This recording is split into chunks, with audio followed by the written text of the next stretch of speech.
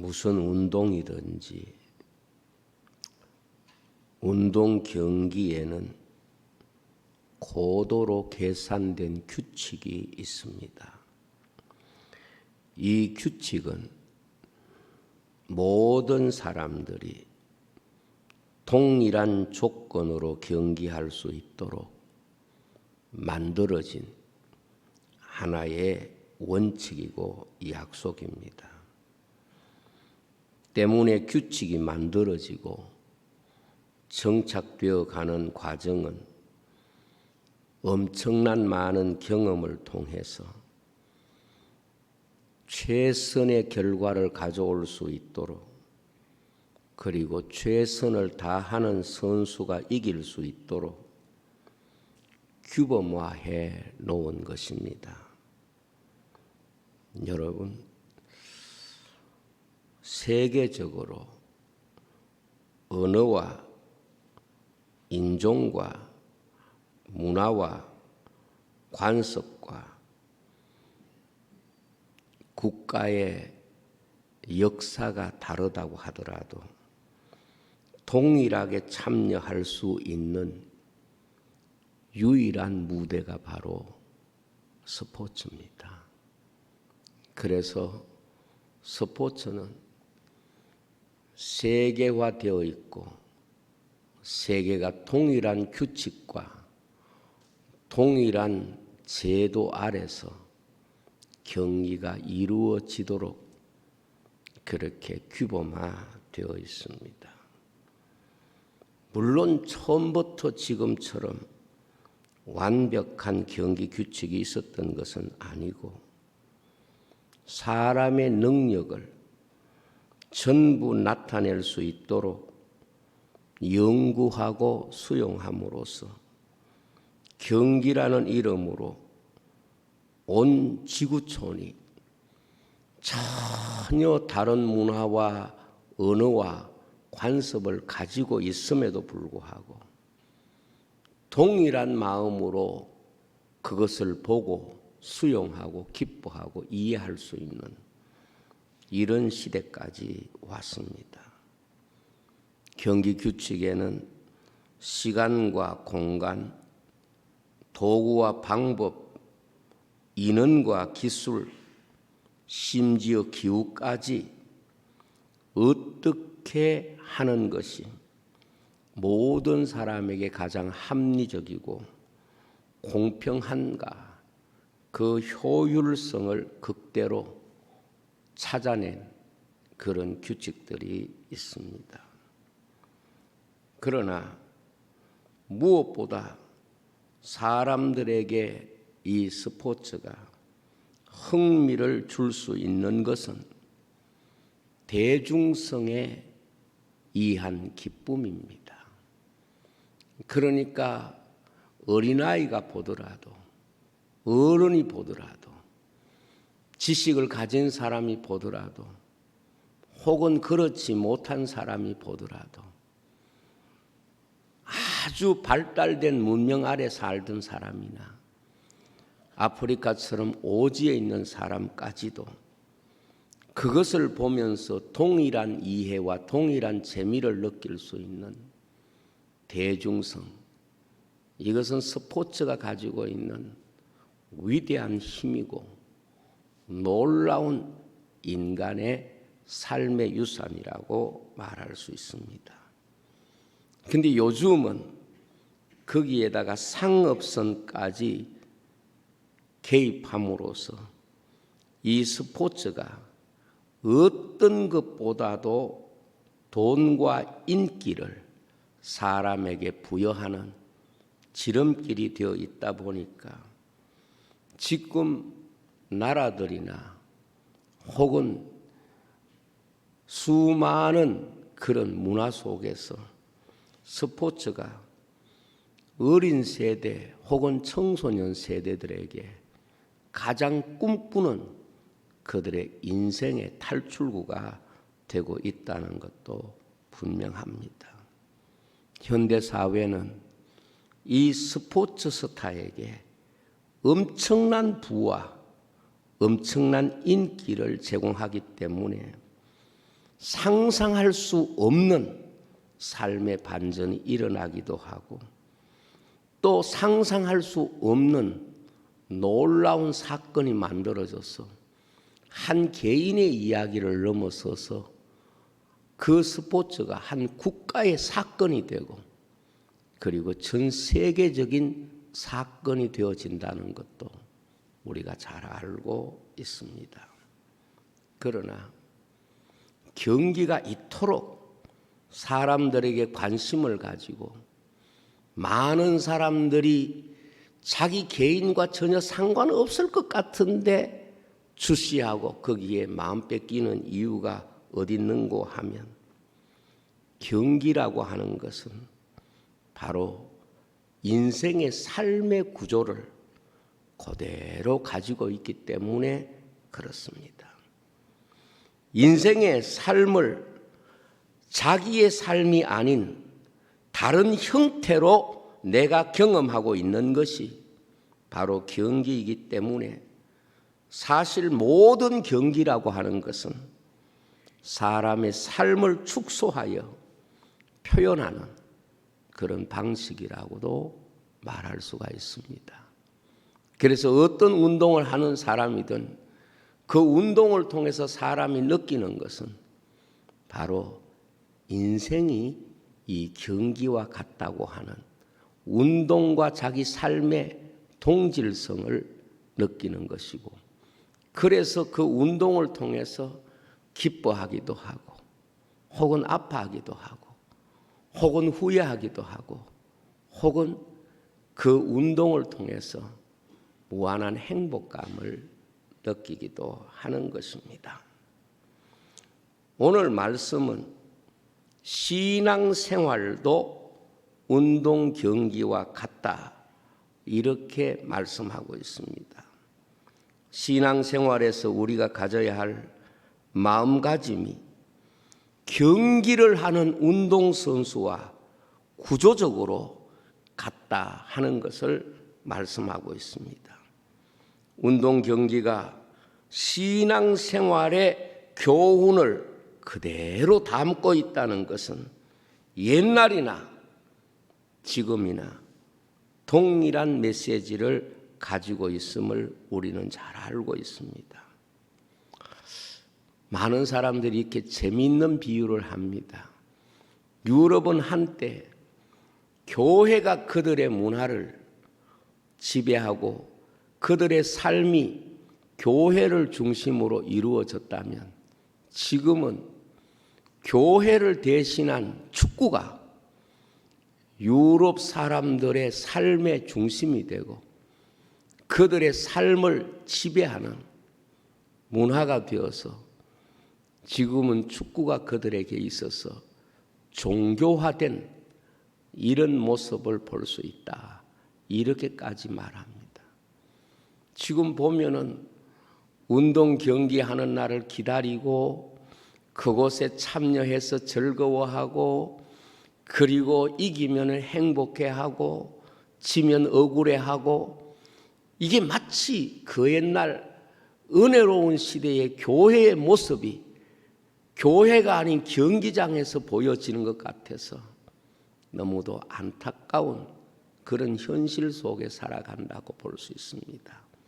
성경은 경기를 통하여 교회가 하나님의 은혜를 해석하고 이해하는 도구로 말씀을 하셨는데 종말 세대가 되니까 오히려 교회가 받았던 그 은혜를 거꾸로 세상 경기 속에서 느끼고자 하는 이런 모순을 우리는 보게 되고 이것이 영적으로 보면 얼마나 세속화된 그런 방향성을 우리에게 보여주는 모습인가 하는 것을 또 느끼게 합니다. 운동선수는 세 가지 삶으로 구분됩니다. 운동선수는 세 가지 삶으로 구분이 되는데 그 첫째가 경주를 하기 전에 준비해야 한다는 교훈이 있습니다. 우리 한번 읽겠습니다. 경기장에 나오기 전에 준비해야 한다는 교훈입니다. 오늘 1절 말씀에 보면 모든 무거운 것과 얽매이기 쉬운 죄를 벗어버리고 인내로서 우리 앞에 당한 경주를 하며 그랬습니다. 여러분, 운동장에서 경기를 하는 운동선수에게 있어서 운동장에 나오기 전에 시간이 운동선수에게는 아주 중요합니다. 왜 그런가 하면 그냥 경기장에 나서는 운동선수는 인류 역사 속에서도 또 어떤 나라에서도 있을 수가 없습니다. 경기장에서 운동선수가 경기하는 시간은 길지 않지만 그 자리에 서기 전에 그가 보낸 시간과 노력과 세월은 경기장에 서는 것보다 훨씬 더 많고 그곳에서 흘린 땀은 경기장에서 보는 것보다 훨씬 더 비교할 수 없을 만큼 많이 흘리게 되는 것이죠. 우리는 경기장에서 운동선수가 경기를 하는 것을 보면서 잘한다, 못한다 이렇게 생각할 수 있겠지만 운동선수는 그 자리에 서기까지 지금까지 보내온 모든 노력과 삶들이 운동장을 통해서 나타나는 것이지 그냥 그 자리가 운동선수의 전부가 아니라는 겁니다. 그러니까 운동선수는 어찌 보면은 그 운동 경기를 하는 그 시간은 그 자리에 서기 전에 보낸 시간에 비하면 아주 모래알처럼 적은 것이고 그 전의 시간들이 얼마나 많은 노력들이 그곳에 서기 위하여 열심히 보냈고 주어졌는가를 우리는 능히 이해할 수 있고 공감할 수가 있는 것입니다. 여러분, 우리가 신앙생활은 교회에서 하는 것이고 예배는 예배 시간에 드리는 것이지만 신앙생활의 환경이라고 하는 것은 교회에 국한되지 않습니다. 운동장에 국한되지 않고 그 연습하는 수많은 과정들이 그 경기장에서 나타나듯이 우리 성도들의 신앙생활과 인격과 삶의 모든 모습들은 어찌 보면은 하나님 보시기에 지극히 한 부분에 불과한 것이고 하나님은 이 신앙생활만 보시는 것이 아니라 이전에 우리의 모든 삶을 보시는 분이시고 그리고 이 예배와 신앙생활과 교회생활을 통해서 이전에 우리가 살아왔던 모든 삶을 다 받으시는 하나님이십니다. 때문에 하나님은 준비하시는 하나님이시고 그래서 여호와 이레의 하나님이시다. 그렇게 말씀을 하셨습니다. 여러분, 신앙생활을 잘하는 비결은 우리가 하나님을 섬기는 삶도 소중하지만 하나님을 섬기기 위하여 우리가 사는 모든 삶이 다 하나님을 섬기는 삶을 위한 목적을 가져야 되는 것입니다. 운동선수는 경기장에 서기 이전에 먹는 것, 잠자는 것, 모든 시간이 그 경기장에 서기 위하여 훈련되어지고 관리되어지는 것입니다. 그러므로 우리가 주님을 만날 때 예비된 사람, 준비된 사람, 그 사람이 언제나 주님을 만나는 일에 성공하는 사람이 되고 그 사람이 하나님의 일에 충성할 수 있는 진정한 기회가 주어지는 것입니다. 많은 사람들이 하나님이 내게 기회를 주면 내가 충성하겠다 그렇게 생각을 합니다. 그러나 운동 경기에서 우리가 잘 아는 대로 열심히 준비한 사람에게 기회가 주어지는 것이지 준비되지 않는 사람에게 주어지는 기회란 있을 수가 없는 것입니다. 마태복음 3장 3절에 보면 선지자 이사야를 통하여 말씀하신 자라 일렀으되 광야에 외치는 자의 소리가 있어 이르되 너희는 주의 길을 준비하라 그가 오실 길을 곧게 하라 하였느니라 그랬습니다. 예수님 당시에도 예수님이 오실 길을 준비하는 사람이 있었고 교회는 종말에 다시 오실 바로 그 주님을 준비하는 바로 그것이 주의 신부된 교회의 사명이고 그것이 혼인을 앞둔 주의 신부인 교회가 단장해야 할 믿음의 준비가 되는 것입니다. 경기는 경기장에서 결정되지만 승패라고 하는 것은 이미 경기 이전에 얼마나 준비했느냐 그것이 훨씬 더 중요하고 그것이 경기장에 나타날 뿐이다 하는 것입니다. 경기장에 섰다고 선수가 아니라 그 경기를 감당할 수 있는 준비가 되어 있느냐 그것이 바로 선수인 것입니다.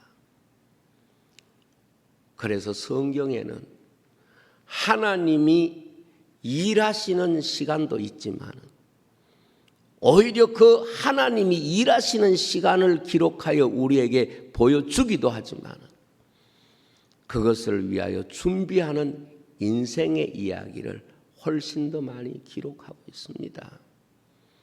모세는 40년 동안 하나님의 백성을 위하여 충성한 귀한 일꾼이지만 하나님은 그를 애굽 왕궁에서 40년, 광야에서 40년을 통해서 하나님의 거룩한 일을 감당할 수 있는 준비를 시켰다는 것을 우리가 너무도 잘 알고 있습니다. 성경에 어떤 사람이 준비되지 않았는데 하나님 앞에 쓰임받는 사람이 있습니까?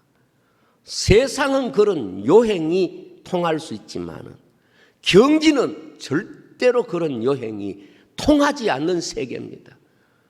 경기라고 하는 것은 절대로 인간의 요행이 통하지 않는 것이기 때문에 누가 더 많이 준비하고 충실히 준비했느냐 그것이 바로 그 경기에 있어서 그 삶을 결정하는 요소가 되는 것입니다.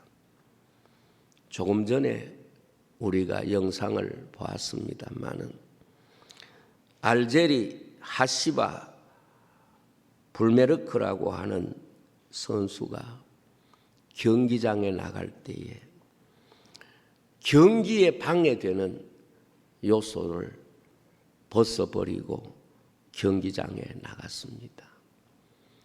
그런데 아프리카의 많은 나라들이 이 사람에 대하여 테러를 예고하고 경기장에 나서면 죽이겠다고 말하고 그래서 그 경기장에 이 사람에 대한 경호를 엄격히 해서 결국 그 사람이 그 경기에서 아프리카 최초로 1500m에서 금메달을 딴 선수가 된 것이죠. 오늘 조금 전에 우리가 읽었던 말씀대로 얽매이기 쉬운 죄를 벗어버리고 하는 것입니다. 영적으로 우리가 하나님 앞에 나가서 거룩한 일에 바로 쓰임받기 위해서는 우리의 삶을 방해하고 믿음 생활을 방해하는 것들을 버려야 됩니다. 우리의 성품 속에도, 우리의 삶의 습관 속에도, 우리가 살아가는 모든 삶에도 우리가 하나님을 섬기는데 방해가 되는 것을 내려놓을 수 있어야 됩니다. 목사가 볼 때에 어떤 사람을 만나면 이런 느낌이 들 때가 있습니다. 이 사람은 이 습관을 버리지 않으면 신앙생활에 성공하기가 참 어렵겠다. 이 사람은 이런 성격을 벗어버리지 않으면 예수님 닮아가는 일에 성공하기가 어렵겠다. 이 사람은 이런 사고를 내려놓지 않으면 자기를 부인하고 주님을 따라가는 십자가의 삶에 승리하기 어렵겠다. 그래서 예수님께서 누구든지 주님을 따라오려고 하면 자기를 부인하고 자기 십자가를 지고 나를 쫓을 것이라고 그랬습니다. 경기장은요, 경기만 보여지는 게 아니라 보이지 않는 경기장에 나오기 전에 그 사람의 모든 삶이 그 경기를 통하여 나타나는 것입니다. 두 번째로는 경기장에는 허다한 정인이 있습니다. 한번 읽겠습니다.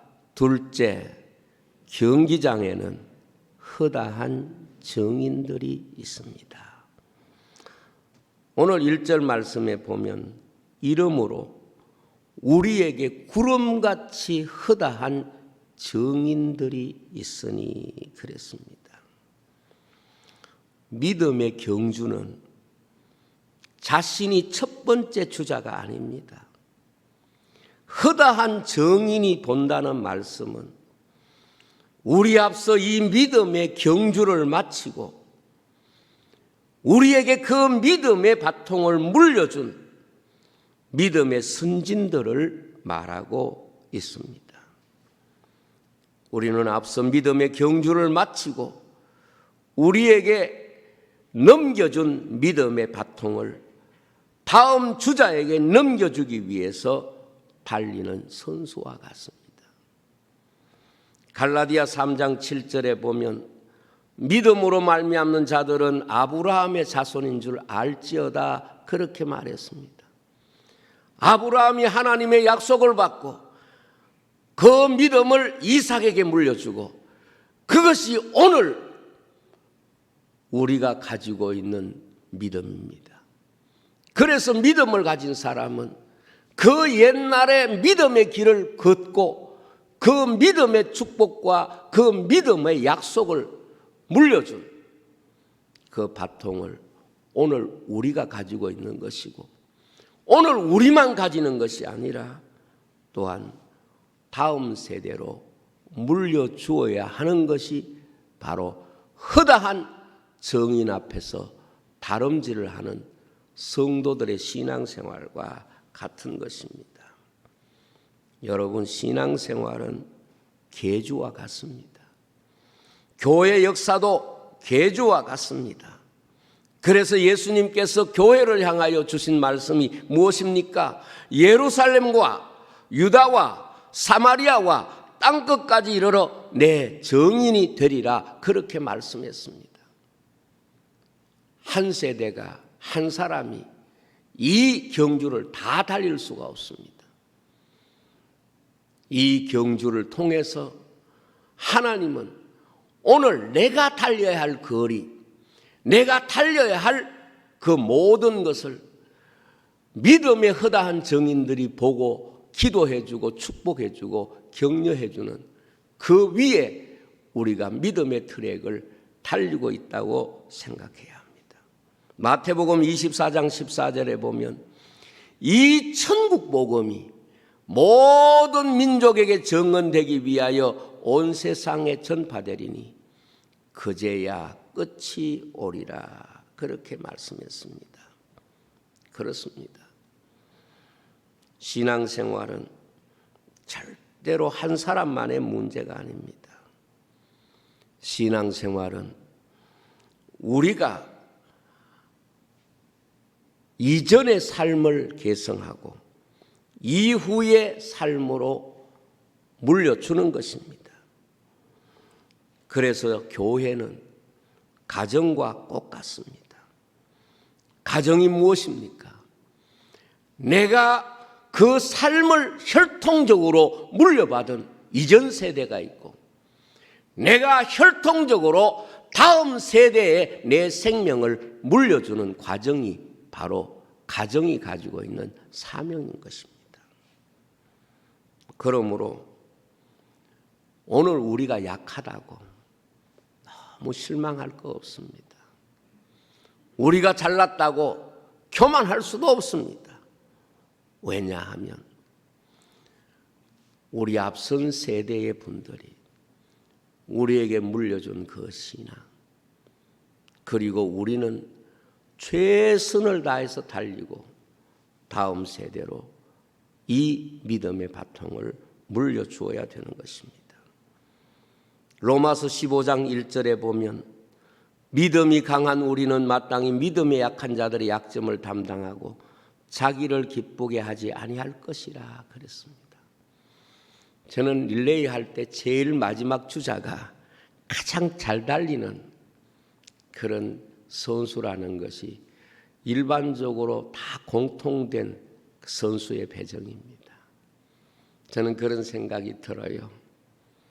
종말의 세대에 우리는 연약하지만 때로 우리가 받은 바통을 떨어뜨리기도 하지만 마지막 믿음의 주자가 되시는 예수님께서 다 극복하고 예수 안에서 승리자의 이름을 우리 모두에게 주시는 겁니다.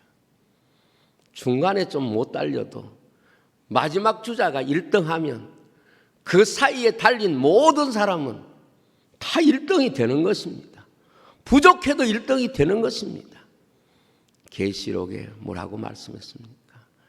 다윗의 뿌리가 이기었으니 이것이 바로 믿음의 경주 마지막에 주님이 우리 모두를 승리자가 되게 하시는 놀라운 약속을 주시고 있다는 것을 우리가 믿어야 합니다. 우리가 부족한 거, 연약한 거 문제가 안 됩니다.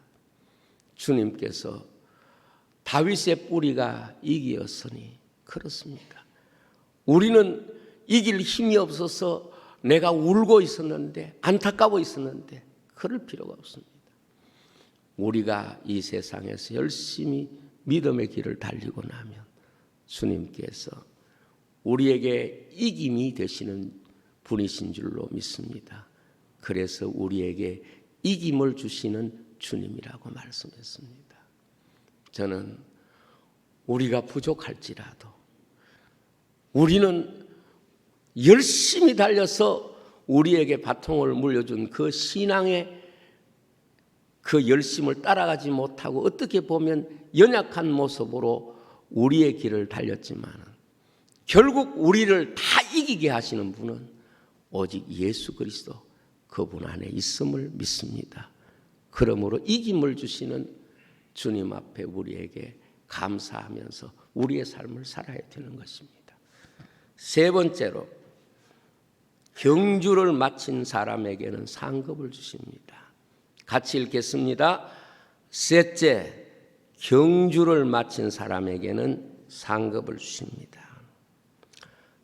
세상 경기는 상을 1등에게만 주고 많이 준다고 해도 3등까지 상을 줍니다. 그래서 세상 경기는 1등만을 기억하는 세상입니다. 그래서 2등하고도 울고 2등하고도 억울해하고 하는 것이 세상 경기입니다. 마치 2등 해놓고도 실패한 사람이 된 것처럼 억울해하는 것이 세상입니다. 세상은 1등의 목숨을 거는 것 같이 사람들이 삶을 살아갑니다. 이것이 신앙생활을 경주자로 말씀하신 비유를 해석하기 어려운 부분입니다. 그러나 믿음의 경주는 다릅니다. 오늘 말씀에 그렇게 되어 있습니다. 2절 말씀에 보면 믿음의 주요 온전케 하시는 이인 예수를 바라보자. 그는 그 앞에 있는 기쁨을 위하여 십자가를 참으사 부끄러움을 개의치 아니하시더니 하나님 보좌 우편에 앉으셨느니라 그랬습니다. 여기 인내로서 경주한다는 말은 어떤 의미를 가지고 있는가 하면 믿음의 경주를 완주한 모든 사람에게 상을 주신다는 것을 약속하고 있는 말씀입니다. 그래서 디모데후서 4장 7절로 8절에 보면 이렇게 되어 있습니다. 나는 선한 싸움을 싸우고 나의 달려갈 길을 마치고 믿음을 지켰으니 이제 후로는 나를 위하여 의의 면류관이 예비되었으므로 주곧 의로우신 재판장이 그날에 내게 주실 것이며 내게만 아니라 주의 나타나심을 사모하는, 따라합시다, 모든 자에게 도니라. 모든 자에게 도니라. 그 모든 자라는 말은 우리도 포함되어 있다는 뜻입니다. 그렇습니다. 신앙생활은 절대로 1등, 2등을 가리는 순위를 가르치는 게 아닙니다. 세상은 삶을 등수로 나누지만 믿음의 경주는 주님 앞에 서는 그것입니다. 그것이 바로 영광에 들어가는 것입니다. 신앙생활은 1등을 했다고 해도 주님 앞에 버림이 될 수 있지만 하나님 앞에 최선을 다한 사람은 언제나 승리자가 되는 것입니다. 한번 따라합시다. 하나님은 최고를 받으시는 것이 아니고 최선을 받으시는 분이시다. 아멘. 하나님은 최고를 우리에게 요구하시는 분이 아니세요. 하나님은 최선을 받으시는 분이세요. 그래서 갈보리산 위에 십자가 섰으니 그 찬송의 원래 가사를 직역하면 그렇습니다. 험한 십자가를 내가 달게 지고 주님을 따라가겠는데 왜 십자가를 지고 가느냐? 험한 십자가는 주님 앞에 갈 때 면류관으로 바꿔주실 것이다. 그것을 내가 믿는다 하는 가사가 바로 직역의 가사입니다. 그렇습니다. 우리가 십자가 지고 주님을 따라가면 주님은 모든 사람이 진 그 십자가를 면류관으로 바꿔주신다. 이것이 우리의 신앙의 고백이기도 한 것입니다. 그래서 십자가 지고 주님을 따라가면 다 그것이 상급이 될 줄로 믿습니다. 오늘 우리는 이 땅에 살면서 너무 세상 기준으로 자꾸 살아요. 그래서 1등 되는 것이 성공했고 1등 되는 것이 우리가 마치 이 세상에 온 보람과 긍지가 있는 것처럼 생각하지만 절대로 아닙니다. 그것이 어떻게 인생의 성공입니까? 십자가 지고 주님 앞에 끝까지 인내로서 경주한다는 말은 끝까지 주님을 따라가는 자에게 주님이 하나님 우편에 앉으신 것처럼 우리에게도 모든 자에게 면류관을 주실 것이다 하는 것입니다. 오늘 말씀을 마칠게요. 삶이 경기장이라고 하는 것은 그 경기장에 나서기 전의 삶이 있고 경기장의 삶이 있고 경기 후의 삶이 있습니다. 경기 전에는 무엇입니까? 준비하는 삶이고 주님 앞에 나가기에 걸림이 되는 것을 벗어버리고 그 경기장에 나서기 위해서 우리가 준비하는 과정으로서의 삶이 성도의 신앙생활인 것입니다. 그리고 우리가 신앙생활에 나가서 경주할 때는 구름같이 허다한 정인이 있다는 말씀이 무엇입니까? 우리가 물려받은 삶이 있고 우리가 또 물려줄 삶이 있는데 오늘 말씀과 같이 예수님 바라보고 뛰는 거예요. 그럼 마지막에 주님이 승리하게 하시는 분이신 줄로 믿습니다. 우리는 실패했는데 주님은 십자가 위에서 다 이루었다. 우리에게 구원의 승리를 주신 분이신 줄로 믿습니다. 우리는 사망 권세 아래 있는데 주님은 사망 권세를 이기고 부활의 첫 열매가 되신 것입니다. 우리의 연약함 때문에 절대로 실패하지 않는 것은 여러분, 중간에 바통을 놓친 선수도 마지막 주자가 잘 달려서 1등하면 그 모든 주자가 다 승리가 되는 거예요. 교회의 승리를 바로 그렇게 설명합니다. 그래서 지상교회를 전투적 교회라고 말하면 천상교회는 승리적 교회라 그렇게 이름을 붙이고 부르는 것입니다. 예수 안에서 승리하게 될 줄로 믿습니다. 그러면 이 경기는 1등, 2등을 가리는 경기냐? 아닙니다. 이 경기는 인내로서 경주하고 십자가 지고 주님을 따라가는 모든 자에게 주님이 상이 되어 주시고 주님이 그들에게 복이 되어 주시는 것입니다. 그래서 조카 롯이 소돔을 찾아갈 때 하나님이 아브라함을 찾아오셔서 아브라함아, 내가 너의 지극히 큰 상급이니라. 세상은 인간의 성공과 실패가 아닙니다. 하나님이 우리의 성공과 실패에 가장 귀한 마지막 성공과 실패를 결정하는 분이시기 때문에 성공과 실패의 당사자가 되는 것입니다. 이 은혜가 여러분들에게 충만하기를 축복합니다. 기도하겠습니다. 아버지 하나님, 감사합니다. 오늘도 이 말씀이 우리에게 귀한 교훈이 되고 격려가 되게 해 주옵소서. 예수님 이름으로 기도하옵나이다.